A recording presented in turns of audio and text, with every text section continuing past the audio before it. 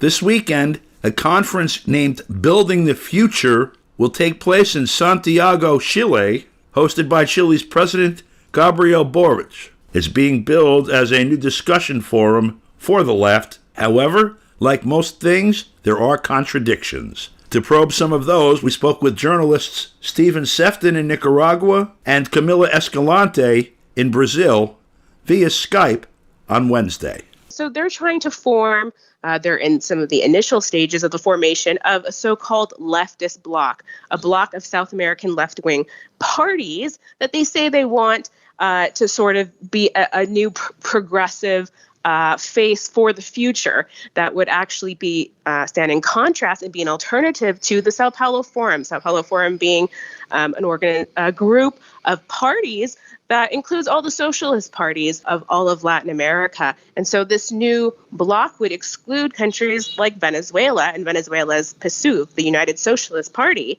And they say they want to talk about feminism and human rights and the climate.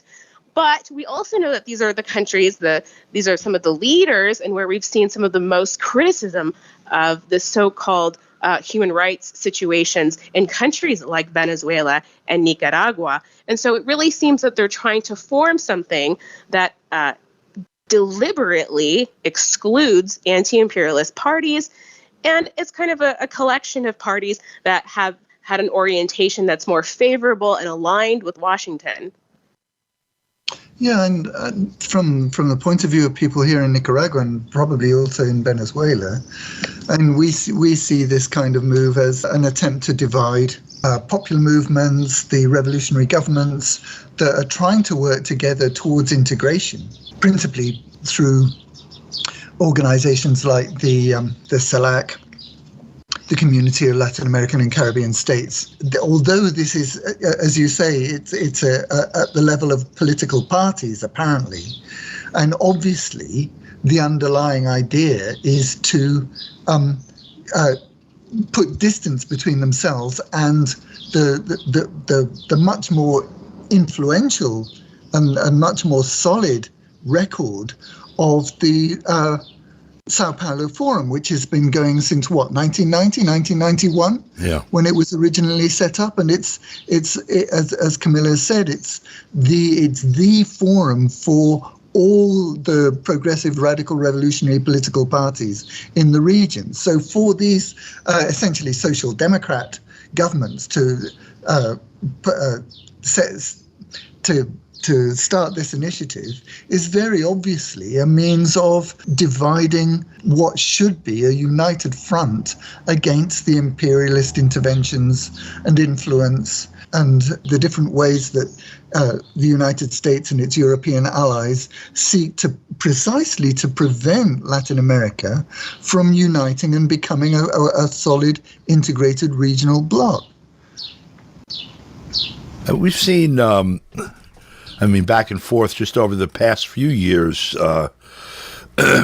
Xiomara Castro coming back in Honduras after Mel Zelaya was dragged out in a coup in the early years of the first Obama administration. And as soon as she comes into office, her party turns on her.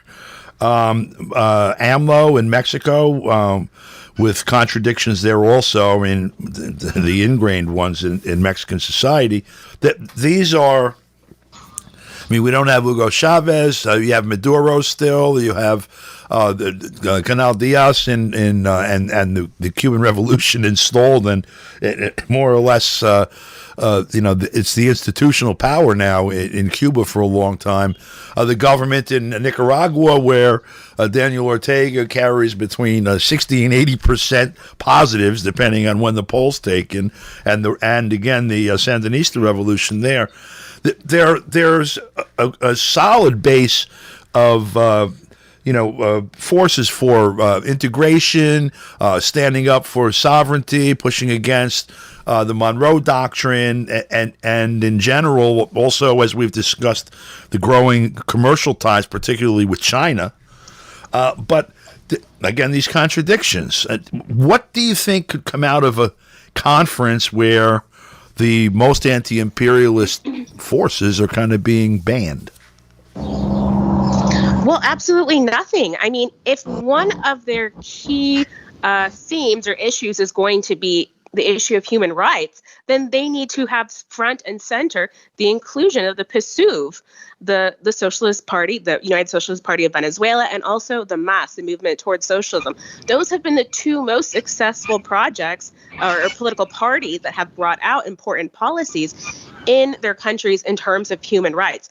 We're going towards 4 or even 5 million homes built under the Bolivarian Revolution in Venezuela. Surely that's one of the best human rights records in South America. In Bolivia, the human rights indices are through the roof in terms of people getting out of extreme poverty and now being included economically. Those economic rights are what we equate to human rights. And so also talking about the contribution not only to the human rights of their own people, but what their contribution is as parties to the region and multipolarity. So I don't think there's any use of it at all. And so it makes us ask, what are they going to be using this block, this forum, this platform for? Well, I think the answer to that is probably very clear. And it's kind of that what they're trying to do is to set themselves up to maintain a strong relationship with the United States and the European Union.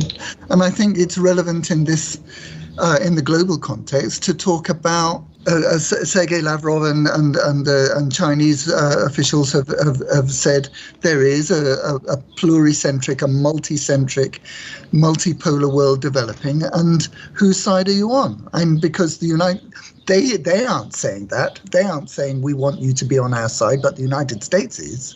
And so this seems to me a kind of a largely empty gesture, as Camila has said, in that direction. But also, I want to make the point that I think this comes down to something really fundamental in the region, which is, what is public policy for, from the point of view of a revolutionary government, from the point of view of a social democrat government, and obviously, and it's of relevance also for right-wing governments. But from I think what is the difference between the revolutionary governments and all the rest is that their focus is on the needs and aspirations of the human person. And that involves some kind of class-based policies to favor the impoverished majority, who are the class that has historically in Latin America and the Caribbean been exploited. And so what revolutionary governments like those in Venezuela, as Camila's pointed out, in particular in relation to issues like housing or health or education, the revolutionary governments in Cuba, Venezuela, and Nicaragua, for example, have put very strong emphasis on the needs and aspirations of the human person, on the needs and aspirations of the families of the impoverished majority.